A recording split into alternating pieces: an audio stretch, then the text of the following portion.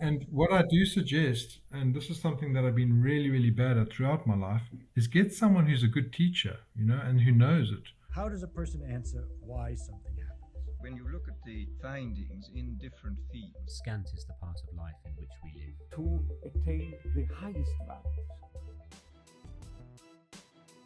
What are the skills? What are the things you need to know to be able to be, a wine connoisseur? So the first thing you need is a passion, and you might not even know that you have that passion.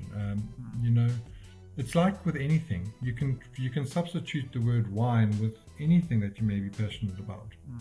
And I mean, I often get asked, Harry, yes, you can taste all these wines, and you're quite good. And I'm saying it's not.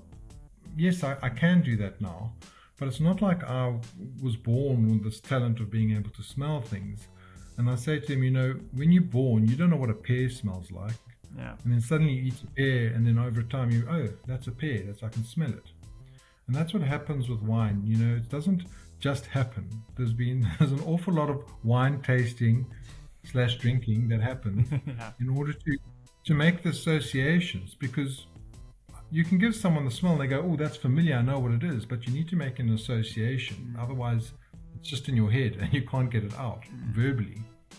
So it's a layered thing, and I would suggest that wine, like many other things, if you're learning music, if you're learning golf, if you're learning everything, it takes time and it takes proper learning. You can't be sitting at a braai where you've already had 10 beers and I'll try to learn what a Shin Blanc tastes like. And what I do suggest, and this is something that I've been really, really bad at throughout my life, is get someone who's a good teacher, and who knows it, because it just takes away so much. It just gets you from A to B so much quicker and in such a good way. And again, whether it's golf or if it's music or if it's cooking or I don't know why I never did that, but I did with wine, and I started with the Cape Wine Academy, and the enthusiasm from the lecturers and the enthusiasm from the people in the class, and the way that it was led. You can't go straight into a wine class and start speaking about all these technical terms. You need to sort of just layer it so that it becomes a natural journey.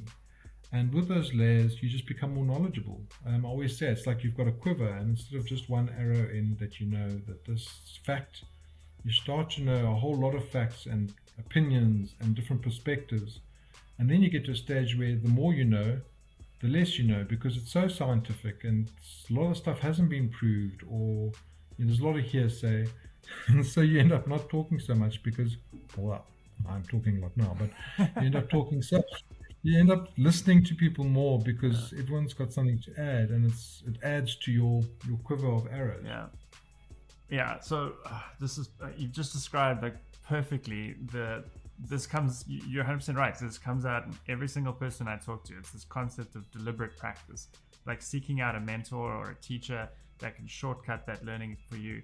Really focusing on it and then layering in over time and focusing on certain parts of it and then doing it again and just practice, just drinking lots of wine and focusing on it.